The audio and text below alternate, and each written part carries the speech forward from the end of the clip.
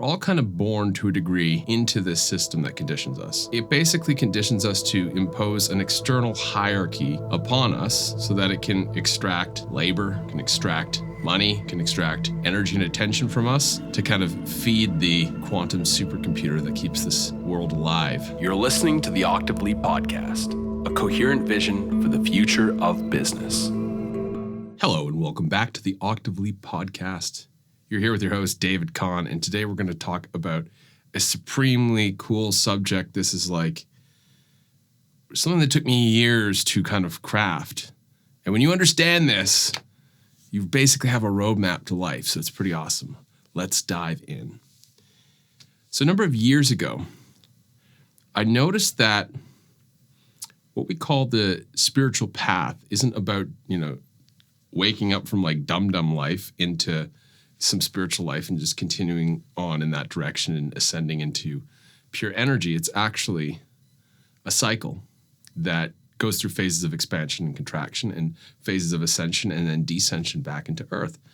I thought, well, that's pretty interesting. So sometimes we do kind of go out there, we expand sort of our ideas about things, and then we come back and look pretty normal again. So for a number of years, I used to dress the part and I wore the beads and the long sleeves and the baggy clothes, put my hands on my heart and talk differently. And then now I wear pretty much a shirt that you'd see on a dude at a coffee shop. Because I believe now that, you carry your realizations and wisdom in your heart, and it doesn't matter what you wear. If you choose to wear something or you choose to look a certain way, that's done out of your own joy and inspiration. And what I realized is that these cycles actually do have a bit of predictability to them. There is a natural evolutionary arc that goes with them. And really the first thing in modern culture and modern civilization is we're all kind of born to a degree into this system that conditions us. And it basically conditions us to impose an external hierarchy upon us so that it can extract labor, it can extract money, it can extract energy and attention from us to kind of feed the quantum supercomputer that keeps this world alive. And we didn't necessarily sign up for that consciously. It's sort of like the fine print at the bottom of a legal contract. It's like you don't really know what you're signing yourself up for all the time. And as a result of this, the conditioning that we receive inhibits us from our own true desires and our own healthy way of expressing ourselves. And so when we wake up and realize the conditioning and we realize the misfortunes of the world and the failings of the world, that's called noticing the horror of the situation that we're in. And a lot of the time, what can happen, especially now on Instagram or TikTok, now that spirituality is hot, as people go into spirituality, they think, okay, cool. Like I woke up from this 3D world, I'm just going to blast off into 5D. The problem with that, it's definitely a phase of the cycle. But when people get stuck there for years and years and years, that actually creates an even bigger form of suffering. Really, the next step that we cannot bypass when we wake up is the step of our own individuation. So rather than swapping an identity that was sort of bestowed upon us by society, culture, parents, upbringing, we basically craft our own perfect identity so that we can later relinquish it, right? So we don't want to just go from like a normie identity or a society identity and then transpose on that a 5D or spiritual identity. We don't want to do that. It might feel good for a little bit. It might feel like the boundaries of the cage are a little bit larger so we can spread out a little bit more. But eventually, it's going to lead us into a state where we end up over-processing. We're kind of past our expiry date with the spiritual phase, and we'll think, oh, I guess I just need to meditate harder, or these ascension symptoms mean I'm doing a good job, or, my health problems are a sign of spiritual progress. These kind of things that show up, these are symptoms saying that, okay, you had your fun, you learned a little bit about non-physical energy. You learned a little bit about the nature of reality, but it's time to move on. It's time to actually figure out what you like doing and who you are, and to discover your own needs and to heal the parts of you that need healing. And a lot of people can get stuck there for years and years and years. I know I've lived in these places like Vancouver, Canada, like Ubud, Bali, like in Costa Rica, Nosara, Costa Rica, where these people congregate and they live like this for decades sometimes. And what ends up happening when they do not transcend the spiritual phase is that they get more and more out of touch with reality.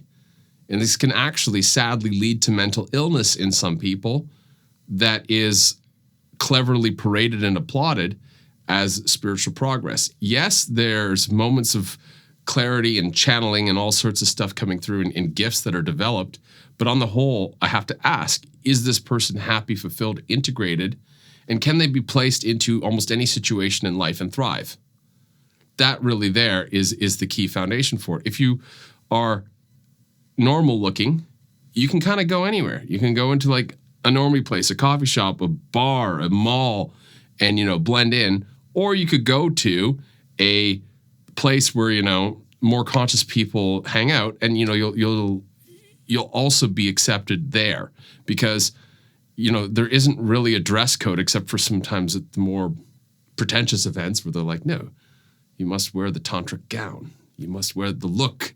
The cult leader said you had to do this. If you don't show up in white, you will be banished for life. Those kind of places I wouldn't go to anyway. But I'm just saying that there's the litmus test. If I show up in a Hawaiian shirt and they're just like out, I'm like, all right, it wasn't meant for you guys anyway. So when you act normal and you dress normal and you know what to say at the right time to the right person, that's a very powerful place to be. You see, the problem with having a spiritual identity is you go around and there is this subtle air of holier than thou, this subtle air of, I know things, I'm more intuitive, I'm an oracle, I'm a priestess, I'm a blah, blah, blah, blah, blah, whatever it is. And so I'm special, I'm a starseed. And what ends up happening is that people will come to us and they'll say, okay, well, you clearly seem to think you know something. So they start telling us about what's going on for them. And then when we have this identity in place, whatever we hear kind of comes through the filter of that spiritual identity. And then again, we interpret it through the mechanism of this filter, and then we give them an answer or reply. And sometimes they'll say things like, oh, like I'm really struggling right now financially and with relationships, and I'm just not sure what to do. I lack clarity. And then, when we hear that through our spiritual filters, oh, you're ascending right now from 3D into, and it's just like the advice given from these spiritual filters makes no friggin' sense at all to the individual. And then they'll go like, oh, well, this person seems confident and they're lit up and stuff like that. So I think I'll listen to them. But the advice doesn't really fit. And, often when people are starting out or when they're just sort of dealing with their problems, they don't tend to actually listen to themselves. They tend to externalize. And that very much is a facet of that first stage of development. So getting on with the cycles of development here, the first stage is learning from external authorities, whether that be other people, whether that be authority figures, the government, parents, society, culture. And it's a necessary part of life. It's necessary to kind of go through that phase of learning from these external authority figures. But the problem is that they're always imposing some sort of identity upon us. So that's what I was talking about initially when we need to step into individuation and define our identity for ourselves. So that first threshold, that first initiation is a step out of external authority, into internal authority, into basically living life by our own rules. Often that comes with there's a very short, I shouldn't say short, it's like this though.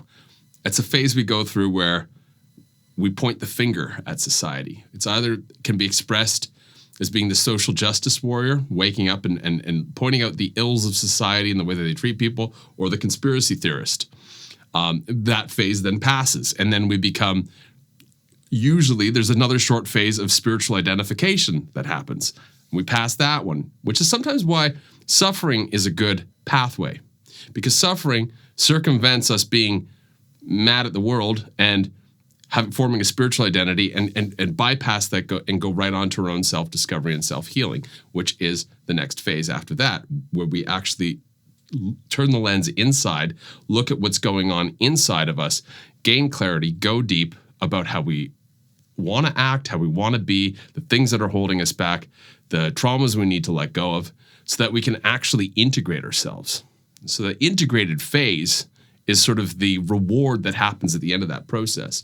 And healing is something that it doesn't get talked about in society, so it kind of gets relegated to the alternative aspects.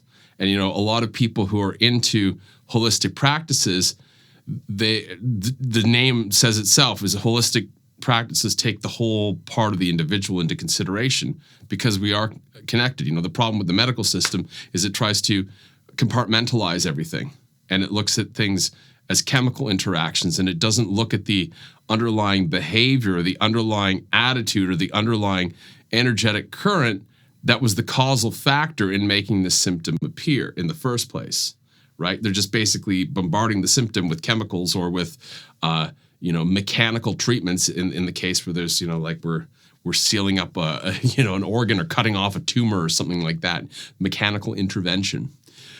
So when we take a more holistic approach, we're looking at the why, we're looking at the deeper layers.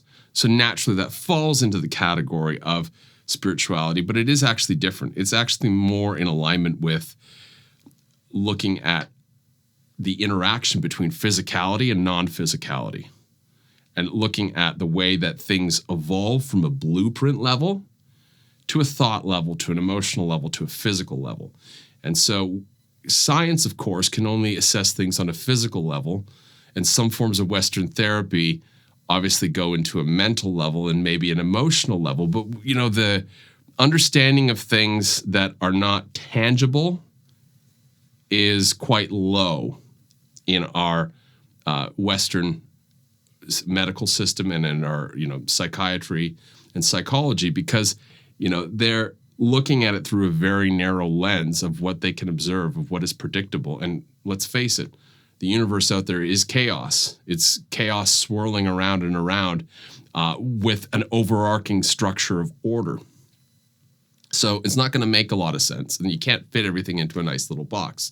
And when we can accept that, and we can still position ourselves to listen amidst the chaos and know what's right for us and what's not right for us in any given moment, that's when we have done that work of self-discovery, which brings us to the integrated self, or the individuated self. And at this point, this is where we can actually step forward and do something meaningful, because we have internal resources we can draw upon. We have activated our own personal power, and we can exert our will in the world and create results for that. Also, too, we're not acting out of our own wounding. 100% of us is going in the direction we want to go, because there aren't parts of us that are, unmet childhood desires that are running the ship, that are at odds with some of the deeper layers of our essence. Everything has sort of been sorted out and coagulated into one direct will. They talk about this idea of one-pointedness in some of the yoga traditions. And one-pointedness is when all of the layers of us are moving in one direction. There's no, what am I eating for dinner? What's happening next Thursday? What movie am I going to watch tonight while you're driving, while you're, making love, while you're doing anything else? Whatever you're doing, that's the only thing you're doing. And that is on a conscious level, but also on a subconscious level too. Because I could be sitting here talking to the camera, but there might be a part of me that's stuck in a childhood memory. And until that's been rectified and until that's been rebalanced within one system, that part is going to be stuck in the memory and going to be seeing things through the lens of that childhood memory. So those are the deeper layers, and that's stored in the right hemisphere of the brain, deeper down in the limbic system, those memories. So they're operating much like if you ever press like Control-Alt-Delete on a PC computer, you get the task manager, and it's like horrific to see all the background applications that are running, just like eating up your memory. That's kind of like us. There's so many background operations running that are subconscious thoughts and scripts that are constantly going that actually prevent us from being present. So when we actually enter into that integrated phase, we've already sort of weeded all those out, and we've already rebalanced them, and we've already brought attention. We've already sort of softened those areas so they dissolve the tense little like knots in our emotional body and our mental body that cause us to constrict. They're gone. And so that we can show up more present. And you could feel that in people. And the interesting thing is that people who are on a quote unquote spiritual path, they believe that that is a sign of their spiritual path and their spiritual progress. But it's actually a sign of integrating what one needs to integrate, or one's own self-healing and self-discovery process. Now, that can happen in many other areas of life. Anybody who goes deep with the subject of study will eventually have to face themselves on that path. What I mean by that is, for an actor to be a better actor, they will have to meet parts of themselves in order to deepen their connection with their art or their craft. Similarly, any musician or artist, and that's why musicians, especially rock musicians, would take a lot of drugs, is so they could access those deeper layers of themselves. And you don't need drugs for that, of course. You can just do that by committing yourself to your path, to your craft. But those layers of depth, if you've sometimes, I was really into musicians from the 70s, and when I would listen to them, like John McLaughlin, who's a great jazz player, when I would listen to him speak in like the early 2000s, the guy was just full of wisdom from being on a musician's path for 50 years or 60 years. So there's incredible merit with actually sticking with a craft and going deep with it. You start to talk like a spiritual master. So it's completely not correlated with walking a spiritual path. So you don't need to be, wearing robes and eating vegan food and meditating and speaking Sanskrit and all that kind of stuff. You simply need to commit to something, and that path will change you.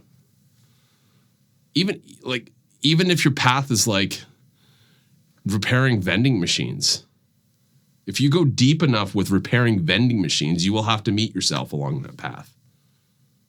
You will have to learn something about your path. You will learn universal truths.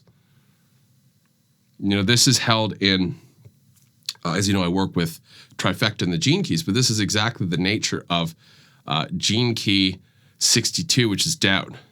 Sorry, 63, which is doubt. Nope, 62, I was right. So 62, which is doubt.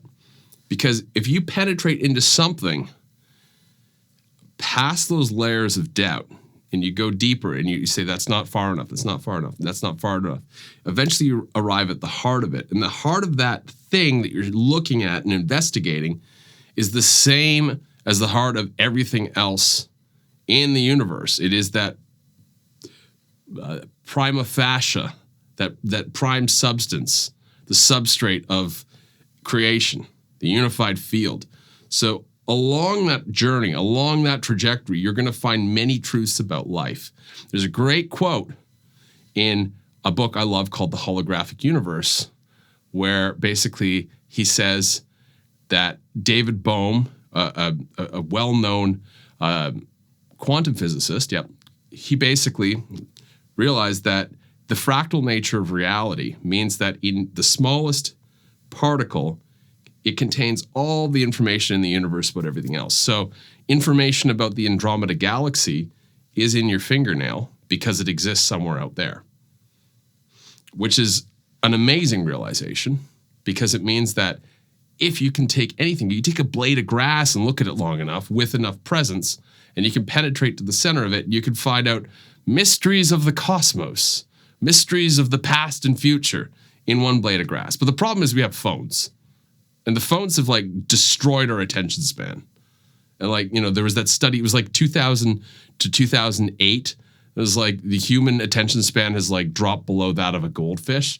I can't even imagine where it is now. Especially with the advent of reels and short form content and 3-second videos being the trend. It's we have no attention span anymore.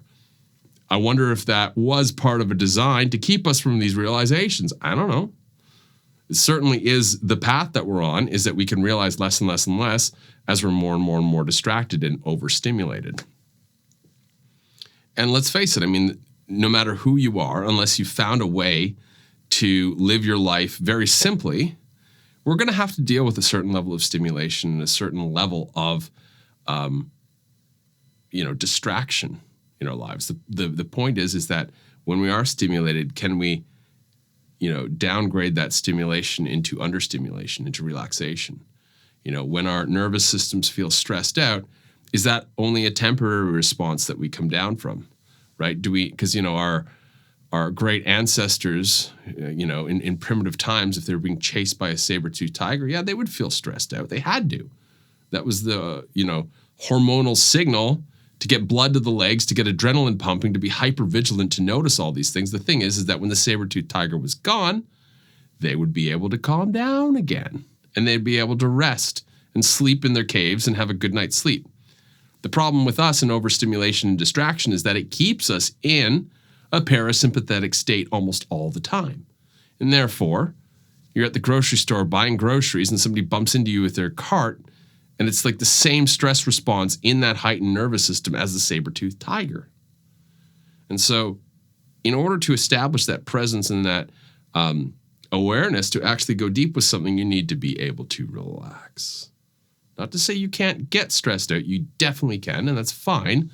Life is going to throw some curveballs at us, but it's de-escalating those stress levels and finding relaxation, And so my recommendation is to have one thing that regulates you every day. For me, walking barefoot on the mountain behind my house, jumping in the ocean with my surfboard, and going and riding some waves without a wetsuit on in this 8-degree ocean. It's like natural, drugs, basically. 10 minutes in that, and all sorts of pleasure hormones are released in my body. The first 5 minutes are cold. Let me not kid you there. But I know what's coming 5 minutes later, so I'm patient. Because I know how good that feels. And that feeling, when I leave there and I go home and I sit and I look out over my balcony, it's like, I can relax. I can be present. I can notice things. And that's the important part, is that we take some time in our day to do something we can commit to, whether that's meditation, whether that's swimming in the ocean, whether that's walking barefoot, whether that's dancing, whether that's singing, whether that's playing music. I don't care. It doesn't matter, as long as it gives you that feeling inside of your body of de-escalating the nervous system and coming back into relaxation. Because when you're present with that activity, you can be present with other things in life. But like I said, that activity is a vehicle. And if you're in a state of being that's relaxed enough and understimulated enough, that is a vehicle to penetrate to the heart of truth. And where is that in the whole context? Well, that is sort of the fourth step after we have this idea of a purpose and going out there and sharing it with the world, is that we come and we realize it's sort of a tantric realization in a way, where that everything is everything else. And it is indeed that we're all one, but at the same time that we're also existing in a state of duality. So it's sort of an enlightened form of duality. And as a result of that, we can establish our relationship with things that we want to in our lives. We can navigate life knowing what's good for us and what's not good for us, and also look very ordinary in the process and feed ourselves through that process as well. So I hope that this was enlivening for you. And basically, if you want to find out what's right for you in terms of reaching that integrated phase or that individuated phase of life, getting past the angry at the world phase, getting past the spiritual trap phase, getting past the healing loop phase, and coming into integration in life, it's a personalized process, which means it's different for each individual. There's different themes for each person. So there is no blanket advice. Fortunately, though, I've often looked into different systems of self-knowledge. And only recently I've created sort of my own synthesized from human design, the gene keys, and evolutionary astrology called Trifecta. And by synthesizing these three, it becomes a very simple revelation. You just put in your birth date, and out comes everything you need to know about your healing journey, about your life path, and how to attract prosperity. So it gets you to that frequency of the gift of where you step into your individuation, where you become the integrated self. Yes, there are layers beyond that. That's not the end of the journey by any stretch, but it's a very good place to be. You'll bypass many of the pitfalls that exist before that. Many of the pitfalls you see of, the evolutionary journey doesn't look so fun. That guy fell into a pit of vipers. He fell onto a spiritual path and he ended up in a cult and then was, miserable for 20 years. You don't want to go there. You want to avoid that and find out what's right for you. And basically, I'm offering these and I prepare the report based on your birth information. And I've tailored this thing to be extremely accurate. Some of the feedback I've got from these reports is incredible. I had people come to me for the first beta version, which is just the core wound. Then they wanted the full report, multiple people, because they realize that there's something in this Trifecta report. So if you want that, there's a link below. You can go and order a report, and I'll put it together for you, and I'll get that to you within 5 days. And this could be the thing that prevents you from years and years of confusion, of decades of going down the wrong path, just by understanding what you need to focus on right now. So if that sounds interesting to you, you can go get yourself a copy of the report. It's very accessible. I try to make this accessibly priced for everybody out there. And and if you like that and want more personalized information, I'm also available for that too. You can find the info in the report. So anyway, I hope you enjoyed this episode on the sort of evolution of focus or attitude in one's life, and that you continue watching the show. So I'll catch you next time. Take care.